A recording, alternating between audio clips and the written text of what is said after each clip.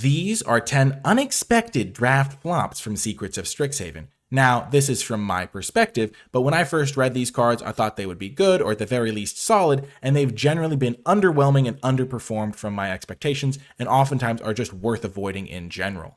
First up, we have Witherbloom, the Balancer. It's 6 black green for a 5/5 Elder Dragon with affinity for creatures, which means it costs 1 less to cast for each creature you control. It has flying and death touch, and then instant and sorcery spells you cast have affinity for creatures. Now, 8 mana for a 5/5 flyer with death touch wouldn't be a good rate, but generally you're going to be able to get some creatures in play, and so the expectation when I read this card the first time and when I was expecting to see was like a 5 mana 5/5 flyer with death touch, which is a totally solid card in limited. But the downside of not being able to cast this card if you're behind ended up being too much. The text of making your instants and sorceries cheaper, generally not that relevant, because by the time you're casting Witherbloom, you have enough mana to just kind of cast those instants and sorceries naturally. And just the downside risk of not being able to play your big flyer meant that even though this is like a mythic dragon that's like a face card of the set maybe, it's just not a card that you're interested in drafting. Next up is Spellbook Seeker. For 3 and a blue, it's a 3/3 flyer that enters prepared, and its prepared spell is Careful Study. Sorcery for a single blue, draw 2 cards, then discard 2 cards. It feels like the days of a 4 mana 3/3 flyer being a card you're interested in are just not here anymore. That used to be like an objectively good rate for a flyer. You would kind of be like, okay, if you pay 3 mana for a 3/3 ground creature, paying the extra mana to give it flying is like a thing you're happy doing. And that's just not really the case here. Blue decks tend to be very defensive, and defensive decks tend to want to have good blockers. And a 4 mana 3/3 is not a good blocker. The kind of aggressive tempo-y red-blue deck is just much less frequent, where this card would maybe shine as like a more aggressively slanted card because of the flying, where it also has a spell attached. And as such, Spellbook Seeker just doesn't really have a good home, and the 4 mana 3/3 flying stats just don't really cut it in this format. And as a result, this is a card that you should rarely be playing, and you don't really see it get that much action these days. Next up is Ennis, Debate Moderator. For 1 and a white, it's a 1/1 human cleric. When Ennis enters, exile up to 1 other target creature you control. Return that card to the battlefield under its owner's control at the beginning of the next end step.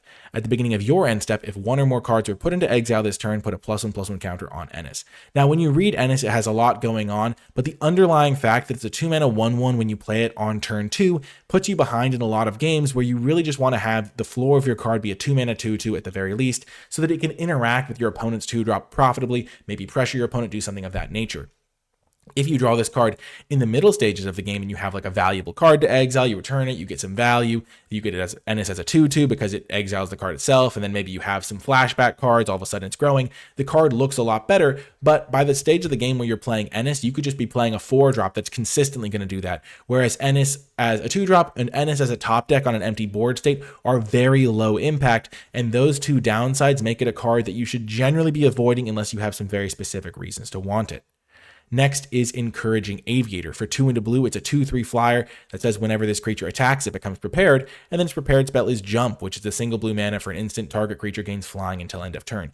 The fact that a 3 mana 2/3 flyer just isn't really cutting it these days is kind of wild, but that's just kind of the world we're living in the modern era of limited, where cards have just gotten so much more powerful. If there was an aggressive blue like aggro deck in this format, like if blue-red was a much better version of that deck, this card would get a lot better, but the general versions of blue-red that are being played draft in and draft out are these defensive decks that don't really care about attacking, are trying to splash powerful late game cards and just go to the late game and care about card advantage, where having a random flyer, again, doesn't really help you with defense as much, though a 3 mana 2/3 is a little bit better on defense than a 4 mana 3/3, but it's just the fact that it cares mostly about attacking and then can consistently trigger your spells by having to pay extra mana into it just isn't really where blue decks want to be in this format. So this card is a little bit homeless, and also the stat line just doesn't line up as well as it once did, and as a result, this is a card you should generally be avoiding once again.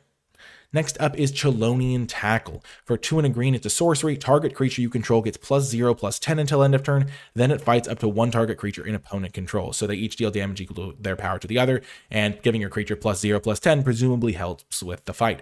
Now, a 3 mana removal spell in green would generally be an okay place to be, because green just doesn't get that much interaction that's very good.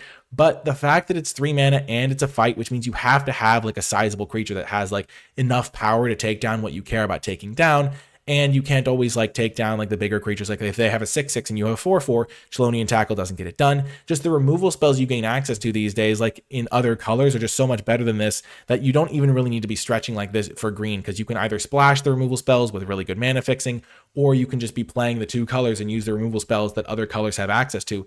And Chelonian Tackle as a 3-mana fight spell is just super inefficient. Sometimes what green gets is it gets these fight spells that cost like a single mana, and as a result, you're like, okay, my removal spell is more conditional, but in exchange, I'm getting this cheap mana cost. And this one costs a lot of mana and is very conditional in how you can use it, because fight spells by their very nature are pretty conditional. And as a result, Chelonian Tackle just doesn't really ever have these kind of like powerful scenarios for you, and it misses too often for you to be really happy playing it, and you should generally be avoiding it.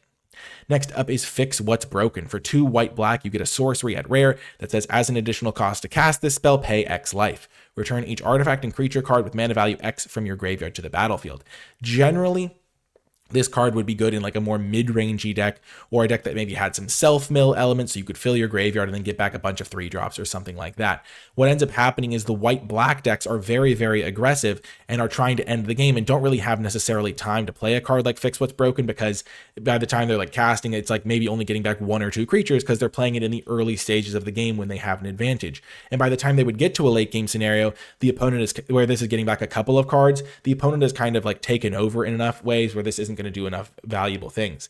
If you're playing like a splashy deck, like a black-green deck that maybe is trying to splash some colors, Fix What's Broken is also not a card you're super interested in, because not only do you, again, have to kind of get this very specific scenario of getting like multiple 3-drops or multiple 4-drops, you want to be getting back a lot of mana worth of cards to make up for the downside of the fact that this card doesn't do anything if you don't have the exact kind of cards you need in your graveyard. Getting back a single card with this is kind of a disaster a lot of the times, and paying that life in these kind of splashy decks is not really where you want to be with your cards, especially for such a conditional one, where if you have this card in a mid-game situation where you're a little bit low on life and maybe you get back a couple 3/3s, but paying 3 life puts you down to like 2 life, and then you lose the game when they attack you with all their creatures.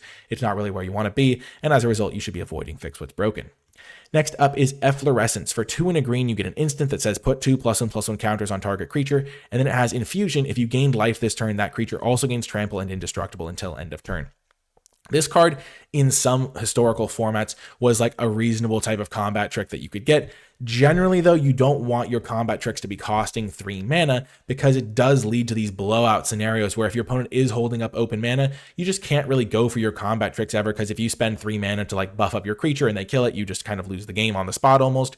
Green is also not really set up to be as aggressive of a color combination in this format. Sure, sometimes the black-green decks are doing a little bit of aggressive stuff, but Efflorescence is not the card you want to push the pace there, because generally the way combat tricks give you an advantage is by being a cheap way to win combat, so you can win the combat and then deploy another threat. And Efflorescence just kind of sometimes will win you the combat and give you a like much larger threat as a result, because the counters stick around, but then you've kind of got the eggs in all of your in one basket situation. There is very good removal in this set, and you would rather be like diversifying your threats, using like a 1-mana trick and then playing another creature out, something like that, versus playing a card like Efflorescence, which not only +2/+2 doesn't even always win you a lot of combats. If you have like a 2/2 and they have a 5/5, you still can't attack in, which oftentimes a lot of combat tricks won't help with that scenario, but Efflorescence being a kind of expensive one, you might expect that it would do a little bit more to help you in those situations. And by the time you get to 3 mana, there's just much more powerful spells you can be playing generally. Combat tricks that cost more than 1 or 2 mana have a pretty high bar, and Efflorescence just doesn't really clear that, combined with the fact that getting the Infusion triggered consistently to make the indestructible mode happen also is going to be a little bit tricky. So just generally don't be playing this combat trick, especially because green decks are more defensive in this format, generally speaking.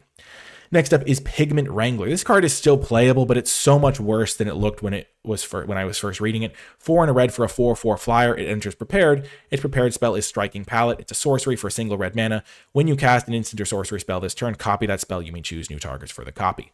Now, generally a 5-mana 4/4 flyer has historically just been a really solid card.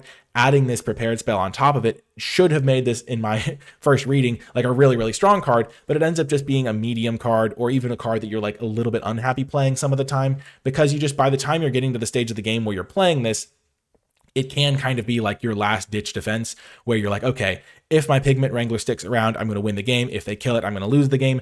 Oftentimes they have a way to interact with the Pigment Wrangler, because there are so many interactive spells in this format, and you've played like your little flyer that doesn't really block as well as maybe other 5-drops, or just like as a 5-mana removal spell that would help you stabilize. And a lot of the time, you want to have this and then immediately follow up with a spell the following turn.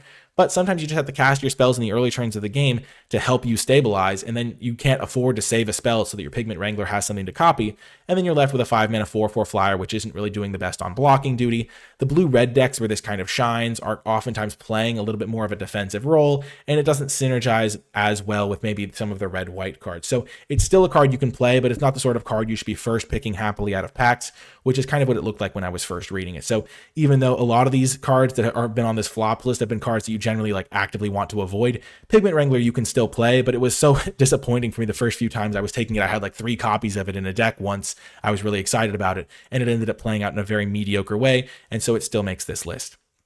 Next up is Arnon, Deathbloom Botanist. For 2 and a black, you get a 2/2 Death Touch. Whenever a creature you control with power or toughness 1 or less dies, target opponent loses 2 life and you gain 2 life. So kind of the way this is designed to work is there's these pest tokens in black-green. When those die, draining your opponent for 2 life can be kind of a nice attached to a 2/2 Death Touch body, and then sometimes maybe you'd want this in a black-white deck if you had a bunch of 3/1s or something like that.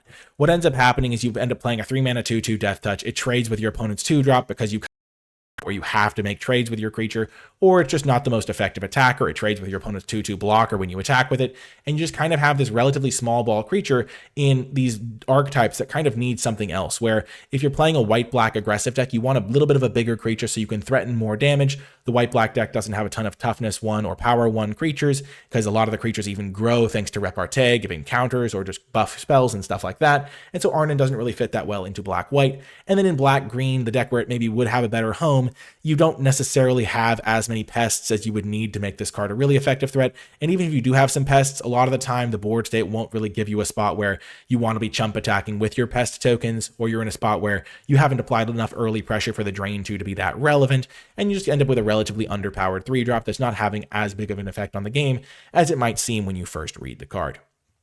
And then the final card we're looking at is Abstract Paint Mage. For blue-red hybrid, red mana, you get a 2/2 Djinn Sorcerer. It says at the beginning of your first main phase, add red-blue, spend this mana only to cast instant and sorcery spells. So 3 mana 2/2 is just not a great rate as far as a creature for attacking or defending goes. But the theory is that if you survive a turn with this card, you're going to be able to cast a big spell the following turn and start making up for it. The problem is a lot of the time the blue-red decks, in particular in this format, are these defensive blue-red decks, as I've mentioned, and they don't really play a lot of early creatures, which means that your opponent tends to be sitting on like some relatively efficient interaction spells for the Abstract Paint Mage. So you play the Abstract Paint Mage on turn 3, they don't really have to worry about it in combat, or they'll just kill it for like 2 mana, and then you just end up in this spot where you didn't get your advantage. Or if you top deck it in the mid game where you already have enough mana to play your spells, you just have a random 2/2 in play that's not affecting the game at all. So the only time where it's good is on turn 3 if they don't have a kill spell, and if you also happen to have a really big thing to spend that mana on, which even sometimes if you do manage to assemble that combo of like having all that go right, if you're playing these defensive blue-red kind of control decks, the game will sometimes still go quite long. You'll be maybe playing a control mirror match, and your like Haymaker spell was like a card draw spell, or maybe just making like a couple of tokens or something like that, and your opponent just like keeps the game going, and the longer the game goes, you kind of run out of things to do with the Abstract Paint Mage mana. So there's the downside scenario of you can't really use it as a good blocker in the early turns. You can't really use it as a good attacker in the early turns. You need to have something good to cast with it in the early turns, and oftentimes it's going to die because your opponent doesn't have good targets for their removal other than the Paint Mage, because you're playing cheap removal spells, you're playing card draw spells, you're playing other things that don't really affect the board the same way. Giving them a really good target for their removal spells isn't really necessarily what you want to be doing on turn 3 when you kind of maybe want to start stabilizing the game a little bit. So Abstract Paint Mage, as a result, doesn't really play out as well as it might read on paper. That's going to do it for this list, though. Thank you so much for watching. If you did make it to the end, leave hashtag 10flops in the comment section down below. Sometimes you'll find a home for these cards, but generally they're ones you want to be avoiding, or ones that play out a lot worse than they look. Hopefully you enjoyed it. I hope you did, and I will talk to you next time.